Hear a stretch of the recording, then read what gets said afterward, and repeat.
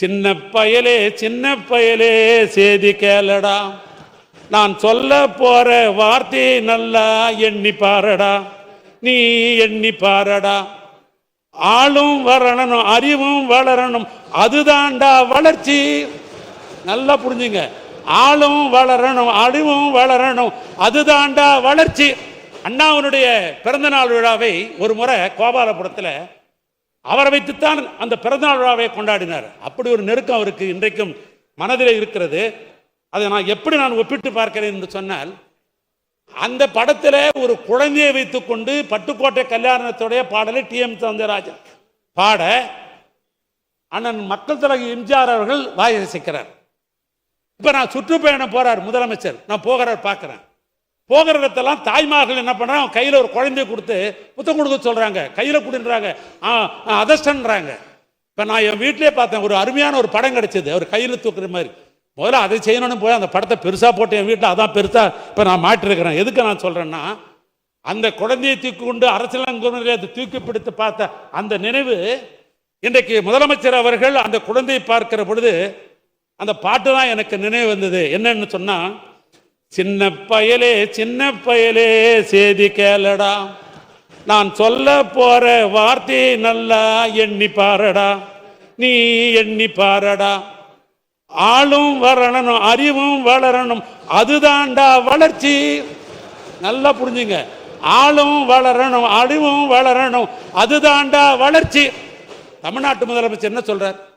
திராவிட model ஆட்சின்னு சொன்னா எனக்கு 2 கண்கள், ஒன்று ஹெல்த் மக்கள் நல்வாழும், இன்னொன்று கல்வித்துறை, இது 2 தான் என் கண்கள் என்று சொல்லுகிறார். ஆக ஆளு வளரணும்னு சொன்னா ஹெல்த் டிபார்ட்மெண்ட் தான் ஆள் சுகமா வளர முடியும்.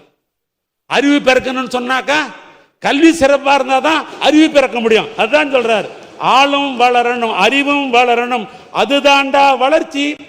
உன்னை ஆசையோடு ஈண்டவருக்கு அதுவே நீ தரும் மகிழ்ச்சி. நாளும் ஒரு பாடல் கூறணும், காலம் தரும் பயிற்சி. உன்னை நரம்போடுதான், உன் நரம்போடுதான் பின்னி வரணும் தன்மான உணர்ச்சி. உன் நரம்போடுதான் பின்னி வளரணும் தன்மான உணர்ச்சி, தன்மான உணர்ச்சி.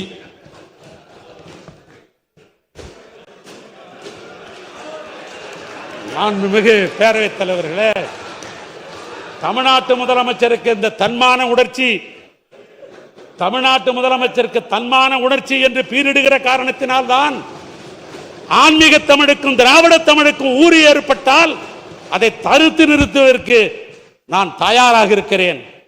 எத்தனை கோடி இழந்தாலும் பரவாயில்லை, என்ன விலை தர வேண்டியதாக இருந்தாலும் சரியாயில்லை, அதற்கு நான் தயாராக இருக்கிறேன் என்று சூழலித்து தமிழ்நாட்டு முதலமைச்சர் இன்றைக்கு இருமொழி கொள்கை தான் என் ஆட்சியினுடைய கொள்கை என்று இன்றைக்கு பறைசாற்றிக் கொண்டிருக்கிறார். பாதகம் செய்பவரை கண்டால் நாம் பயம் கொள்ளலாகாது பாப்பா, மோதி மிதித்து விடு பாப்பா, அவர் முகத்தில் உமிழ்ந்து விடு பாப்பா. அனைத்து முக்கிய செய்திகளையும் எம் நாடு தொலைக்காட்சியின் டிஜிட்டல் தளத்திலும் உடனுக்குடன் தெரிந்து கொள்ளுங்கள்.